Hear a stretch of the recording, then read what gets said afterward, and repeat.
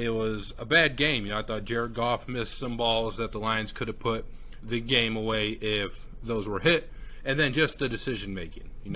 To have the big one, right? To have Seibert go out and kick a 54-yard field goal when he's never done it. He's 2 of 6 on career kicks that are longer than 50 yards. So this is something that this dude literally just can't do. And then to kick in, and it's a game, I don't know, dudes were missing kicks all over the place. He had already missed one earlier. He's not that good of a kicker anyway. Even from 40 to 49, he's 17 out of 24. So to put him in a position where nobody thought that kick was going in, did you think he was going to make it? No. No, absolutely. There's literally no faith. Correct me if I'm wrong. Make that kick. In the battle for kickers that we saw in the preseason, Seibert was the stronger leg. Patterson was the more accurate kicker, right? Yeah, and Patterson went 6 for 6 or something. And he's 7 for 8 on the year, even though I know the game where he was 6 for 6, probably extra points included. The field goals were between 20 and 30 yards. Now, could Seibert make those? I'm sure he could.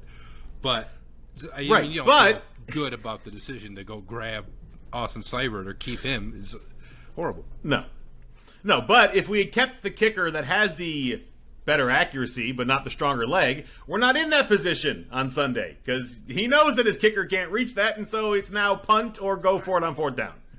Does he? Because, Dan Campbell's a cool guy. I don't know so much about all of his coaching acumen because these are the same mistakes that we saw last year. There's one that I think kind of has not been talking about when the Vikings, after the missed kick, the Vikings are getting the ball down. They have some big play, and they get it right into field goal range, basically. There's 40 seconds left. The Vikings don't have any timeouts. They're hurrying up to the line, and the Lions end up calling a timeout to give the Vikings essentially time to draw up a play, right? Maybe draw up 3 or 4 plays. Hey, we're going to do this, this, and this, etc. And the Lions come out of that timeout, and then the Vikings throw the game-winning touchdown anyways. What'd you talk about? Clearly, the guys weren't ready, whatever happened in that timeout, because the very next play was the game winner to, I think it was Osborne who caught it.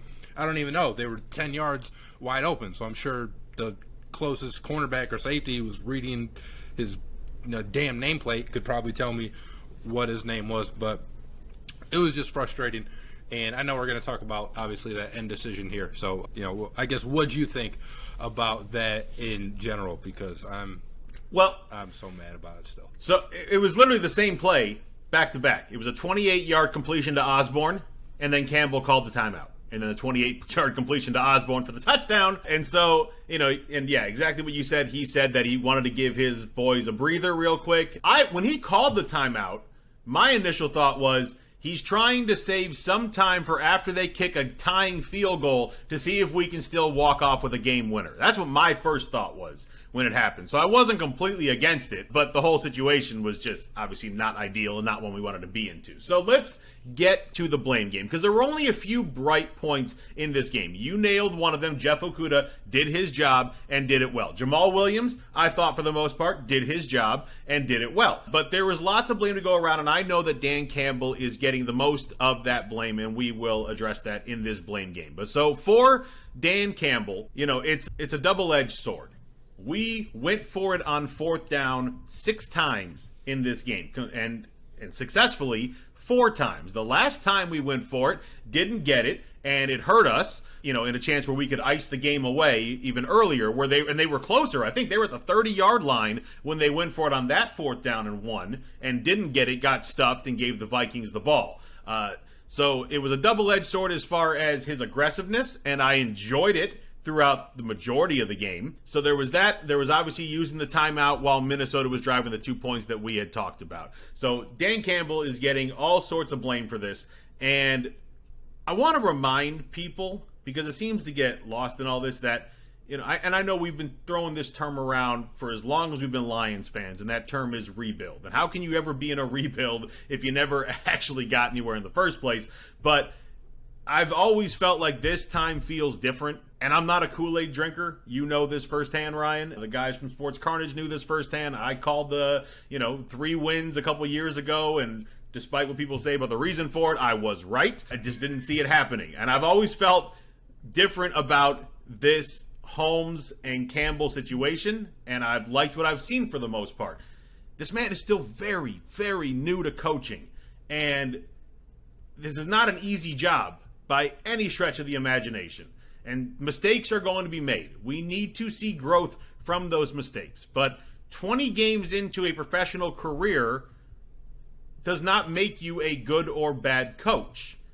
And I think more patience is needed for situations like this where the coaching staff doesn't do their players any favors. His aggressiveness all game got us to this point, got us to the 14-point lead in the early stages of the game, and I don't know if we're at that without that aggressiveness on those fourth down calls. In this situation, 4th and 4 is not 4th and 1. It's not 4th and 2. You've got to get 12 feet. That's not easy to do with a running play. It's not easy to do with a passing play, rollouts, whatever they may be. There's no guarantee you're getting it. To me, the right call at that point was to punt it, take a penalty 5 yards, punt it, try and put them inside the 10, and make them go the length of the field without any timeouts. That, for me, was the right call.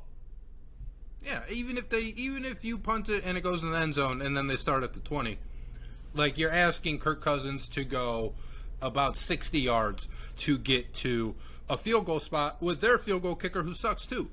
So they're probably going to miss if they're attempting a 54-yard field goal to tie the game. Now, if they go and they score a touchdown, sure, they end up beating you. If you get the first down, then obviously you win the game. No, I'm absolutely punting it there. They didn't have any timeouts. I don't necessarily trust Kirk Cousins to go down the field. And if they do, I don't trust their field goal kicker. They don't have Justin Tucker, who beat the Lions last year, kicking from midfield, right? The 67-yard field goal. That's not something that the Vikings have.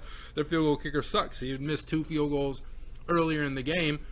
So if I'm the Lions, I'm just punting the ball. And you have a good enough punter who maybe can put some hang time on there and pin it down inside the 10. So now they got to go, even further, where essentially you're looking at like 1 sack could end you the ball game, right?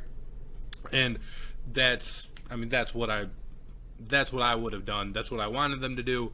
They did not. If I was going to rank the decisions, I would punt, then I would go for it, and then very, very lastly, would I ever kick a field goal. And even if you're concerned you don't have enough room to punt, take a delay a game and then punt it. Give yourself 5 yards. What are you doing? I don't understand. Delay a game and then put a false start on top of that. Give yourself 10 yards if that's what you think you need.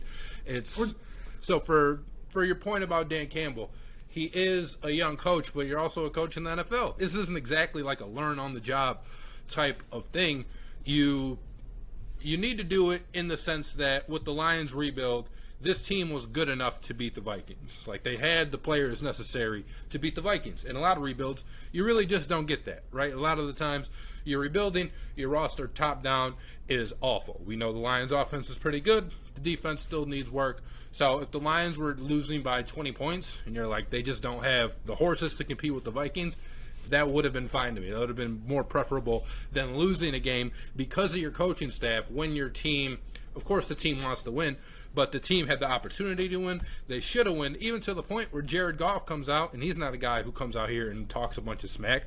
It was basically like, yeah, the Vikings know that we should have won that game too. It was like, it's kind of ballsy to say after a game that you just lost, but it's how the players felt. I know the players still like Dan Campbell, but I do wonder how they feel knowing that really the coaching staff cost them the game. The players obviously could have made one more play, right? And then you probably won the game. But to know that they put you in a position, because I don't think the players thought Seibert was making that kick either. Hey, Ryan Griffin here. Thank you so much for watching today's episode of Griffin and Bass.